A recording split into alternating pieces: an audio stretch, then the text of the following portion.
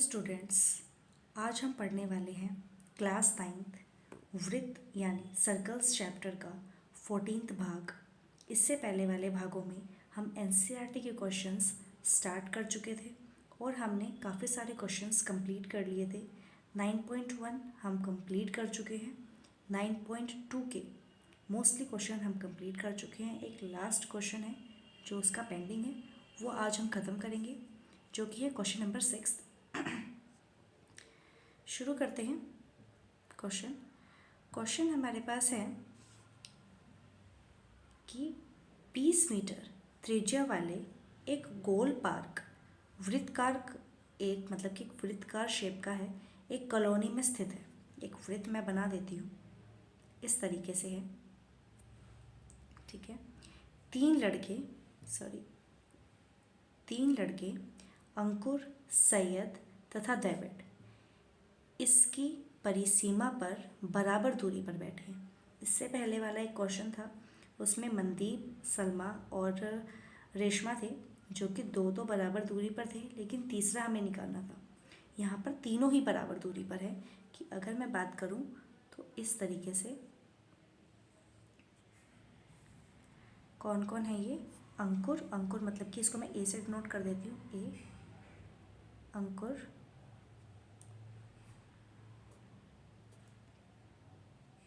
ए से नोट कर दिया मैंने इस पॉइंट को। दूसरा है सैयद और तीसरा है डेविड, इस तरीके से, ठीक है। प्रत्येक इक्वल डिस्टेंस पर बैठे हैं, डिस्टेंस नहीं दिया गया, सिर्फ इसकी त्रिज्या बोली। अगर मैं इसका केंद्र बनाती हूँ तो ये हमारे पास केंद्र है। केंद्र से सिर्फ यही हमें त्रिज्या नज़र आ रही है जो ओ ए पे बन रही है, इस तरीके से यही हमें एक त्रिज्या नज़र आ रही है। तो प्रत्येक के हाथ में खिलौना टेलीफोन आपस में बात कर रहे हैं। खिलौना टेलीफोन यानी कि कार्टून्स में आप लोगों ने देखा होगा, जैसे वॉकी टॉकी टाइप में होता है। तो इस तरीके से एक रस्सी से बांधकर जो ऐसे बात करते हैं, दोनों तरफ कप लगा देते हैं, इस तरीके से वो आपस में बात कर रहे हैं। प्रत्येक फ़ोन की डोरी की लंबाई हमें बतानी है कि कितनी होगी। कि हम मतलब कि हमें बताना है कि AS और SD और AD ये कितना होगा। AS, SD और AD हमें ये बताना है क्या होगा। अब ये तीनों हमारे पास बराबर है। अगर ये तीनों बराबर हैं तो ये समबाहु त्रिभुज बना रहे हैं। समबाहु त्रिभुज की तीनों भुजाएं बराबर होती हैं, ठीक है। अगर मैं इसको भी ज्वाइन कर लेती हूँ, ये हमारे पास समबाहु त्रिभुज है और उसके बीच में एक केंद्र है, ठीक है। जहाँ हमें इस साफ साफ नज़र आ रहा है कि हमारे पास ये तीनों भुजा, ये जो तीनों त्रिभुज हैं, ये लगभग सेम हमें नज़र आ रहे हैं, क्योंकि तीनों यहाँ पे, ये अगर x है तो ये भी x है और ये भी x है, तीनों बराबर है। तीनों की ये, एक सेकेंड, ये हमारे पास सिर्फ ये त्रिज्या है, ये भी त्रिज्या है और ये भी हमारे पास त्रिज्या है। तीनों त्रिज्या हमें नज़र आ रही है, तो ये तीनों आपस में बराबर है। इस वजह से हम क्या कह सकते हैं कि त्रिभुज, तीनों ही त्रिभुज आपस में बराबर हैं एक तरह से। इस क्वेश्चन को भी हम दो तरीके से कर सकते हैं। पहला तरीका क्या है कि अगर मैं इसको AO को आगे बढ़ा के इसको P तक मैं आगे बढ़ा दूँ और ये AP जो है इस SD पर क्या हो जाएगा, लंब भी होगा और इसका ये मीडियन भी होगा एक तरह से, क्योंकि इक्विलेटरल मतलब कि हमारे पास समबाहु त्रिभुज है, ठीक है। और एक चीज़ ये ध्यान रखना है कि अगर हमारे पास किसी त्रिभुज की जो हमारे पास माध्यिका होती है, माध्यिका यानी कि मीडियन, वो केंद्र से होकर जाती है तो वो उसे 2:1 में डिवाइड करती है, विभाजित करती है, 2:1 में। तो मतलब कि 2:1 में इसको ये विभाजित करेगी। ये हमें पता होना चाहिए कि AP जो है वो अगर केंद्र से, मतलब कोई भी माध्यिका किसी भी त्रिभुज की अगर वो केंद्र से होकर जाती है तो वो 2:1 में उसको विभाजित करती है, ठीक है। अब इसके अंदर हमारे पास हमें क्या देखना है, AP को देखना है। AP हमारे पास यहाँ पर 2:1 में है, ठीक है। और ऊपर हमारे पास AO कितना है, 20 है। AO हमारे पास कितना है, 20 सेंटीमीटर है, क्योंकि त्रिज्या है। 20 मीटर है क्योंकि वो त्रिज्या है। अगर AO हमारे पास 20 है और हमें निकालना है OP, AO और OP का अनुपात कितना है? 2:1 है। अगर AO हमारे पास 20 है तो OP हमारे पास कितना हो जाएगा? 10 हो जाएगा। ये हमारे पास 10 हो जाएगा, जिस वजह से मैं क्या कह सकती हूँ, ये है OP के मान हमारे पास क्या आ गए, यहाँ से 10 मीटर आ गया। जिस वजह से मैं क्या कह सकती हूँ कि AP हमारे पास कितना हो जाएगा? AP हमारे पास हो जाएगा 30 मीटर। ठीक है, ये चीज़ समझ में है। अब इसके अंदर हमारे पास हमें पता चला कि APD हमारे पास जो ये त्रिभुज है APD, ये हमारे पास समकोण त्रिभुज है जिसमें ये 30 है।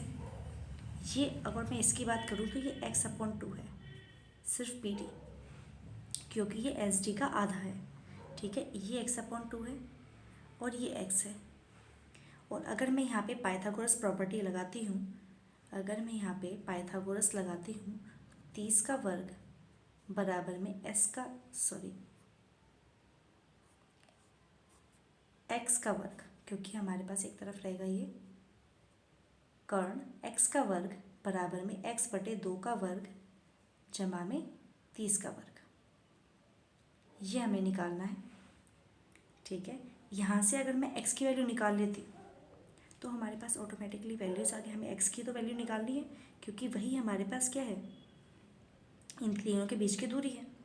डायरेक्ट या तो हम इस तरीके से कर सकते हैं, ठीक है, कि यहाँ से हमने x का मान निकाला, ये मैं निकाल कर भी दिखा देती हूँ इसको पूरा इरेज करके, कि हमारे पास निकल कर आया था कि x का वर्ग बराबर में x/2 का वर्ग जमा में 30 का वर्ग। यहाँ से x का वर्ग बराबर में x का वर्ग बटे 4 जमा में 900, उधर ले जाएंगे इसको, x का वर्ग माइनस में x/4 बराबर में 900, और इसको हमने हल किया तो 3x² / 4 x का वर्ग हमारे पास 900 इंटू में 4/3, ये हमारे पास 300 हो जाएगा और ये √1200 कुछ हो जाएगा, कितना मीटर। और इसको हम थोड़ा सा हल कर लेंगे, ये हमारे पास आ जाएगा यहाँ पर प्राइम फैक्टर हम इसका करके देख लेते हैं, जो कि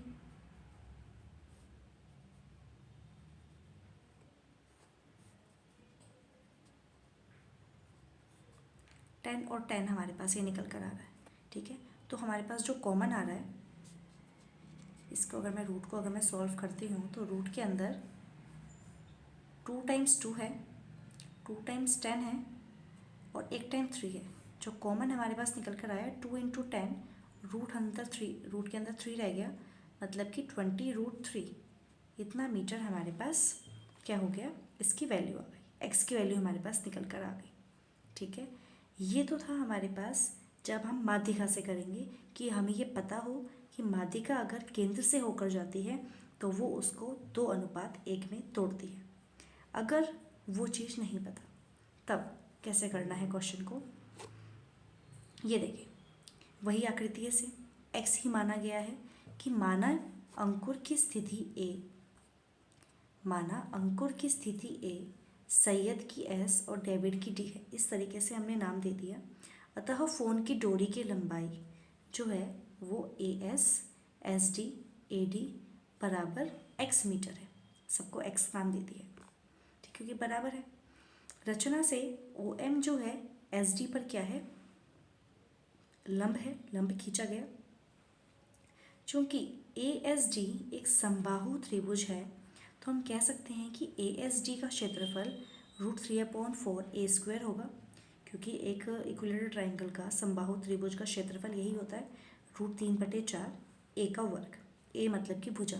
अब भुजा कितनी दी है, x, तो x से हम क्या निकाल लेंगे, √3/4 x का वर्ग मीटर स्क्वायर। ये हमारे पास ASD त्रिभुज का क्षेत्रफल आ गया।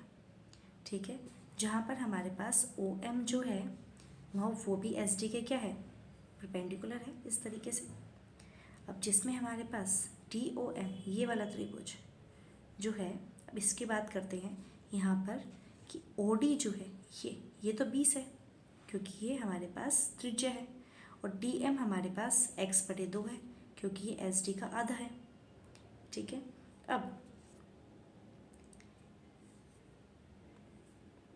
इसके अकॉर्डिंग देखा जाए तो हमारे पास OD का वर्ग, पाइथागोरस से OD का वर्ग बराबर में OM का वर्ग जमा में DM का वर्ग कर दिया हमने। OD का वर्ग, ये OD जो है 20 है, 20 लिखा। OM तो हमें निकालना है क्योंकि पिछली बार तो इससे पहले वाले जो मैंने मेथड बताया उसमें तो डायरेक्ट आ गया था ये 10 होगा, लेकिन यहाँ नहीं क्योंकि यहाँ हमने माध्यिका का यूज़ नहीं किया। ठीक है, OM एज इट इज़, और ये DM जो है हमारे पास x/2 का वर्ग, ये हमारे पास 400 हो गया। ये एज इट इज़, इसको हमने ओपन कर दिया, इसको हम उठा के उधर लेकर जाएंगे इस तरीके से, और यहाँ पे हमने जब LCM लिया तो OM की वैल्यू हमारे पास ये निकल कर आ गई क्योंकि हम इस रूट को हम यहाँ वर्ग में ले गए, इसको यहाँ पर ऊपर वाले स्टेप में ले गए थे, लेकिन नीचे 4 था तो 4 में वर्गमूल में 2 बाहर आ गया, तो OM की वैल्यू ये आई है हमारे पास। ठीक है, अब इसको हम यूज़ करेंगे किस तरीके से कि ASD का क्षेत्रफल, ये जो ASD ये पूरा था, इसका जो क्षेत्रफल है वो 3 के बराबर होगा। किसके 3 के बराबर? ये तीनों, इसके, इसके और इसके 3 त्रिभुजों से बन रहा है ना। इस पूरे त्रिभुज का क्षेत्रफल इन 3 त्रिभुजों के क्षेत्रफल से बन रहा है, तो और तीनों आपस में बराबर है क्योंकि तीनों का आधार बराबर है, तीनों की त्रिज्याएं बराबर है।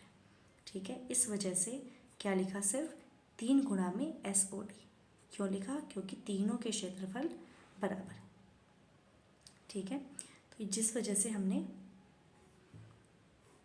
ये इसके 3 के बराबर कर दिया, तो हमारे पास ASD का क्षेत्रफल हम निकाल चुके थे √3/4 x², क्योंकि ये हमारे पास समबाहु त्रिभुज था, बराबर में 3 गुणा में, अब ये SOD का क्षेत्रफल half into base into height, half into आधार इंटू में ऊंचाई, बेस कितना है SD जो कि x है, OM आधार, OM हमारी ऊंचाई है जो कि हम निकाल चुके हैं इससे पिछले वाले शीट पर।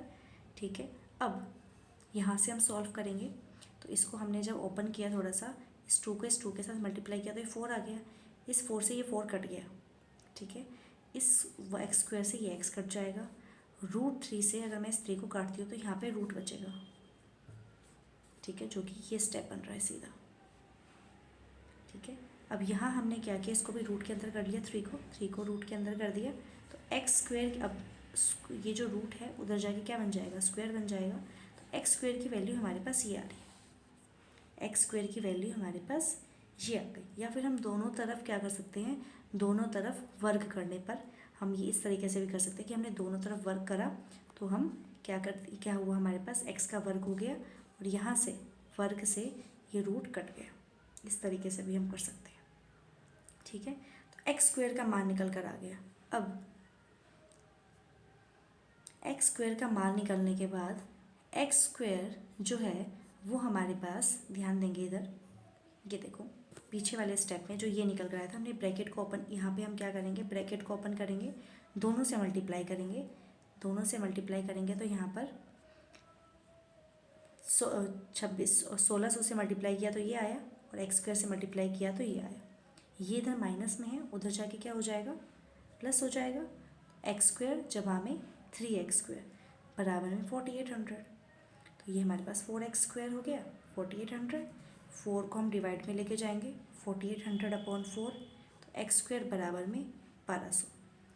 x² वही हमारे पास पहले भी वही चीज़ आई थी जो हमने पहले वाला तरीका किया था, 1200 को मैंने हल करना बताया था कि 2 × 10 × 10 × 3 आ रहा है। ठीक है, जिसमें से 2 हमने कॉमन निकाल लिया और 10 हमने, मतलब कि इनका पेयर बन के ये रूट से बाहर आ गया और अंदर 3 रह गया, जिससे हमारे पास 20√3 मीटर हमें आंसर मिला। तो डोरी की लंबाई, प्रत्येक डोरी की लंबाई जो होगी वो क्या होगी, 20 मीटर। दोनों ही मेथड वैल्यूएबल हैं, कोई भी हम किसी मेथड से भी हम निकाल सकते हैं। इससे पहले वाला मेथड थोड़ा इजी था कि वो सीधा 2:1 में टूट गया था, तो ये 20 था, तो सीधा हमारे पास ये 10 आ गया था। तो हम सीधा ही इसके अंदर क्या निकाल देंगे, पाइथागोरस से निकाल देंगे इसे। ठीक है, दोनों में से कोई भी मेथड कर सकते हो। आज के लिए इतना ही, बाकी हम नेक्स्ट क्लास में करेंगे। Thank you.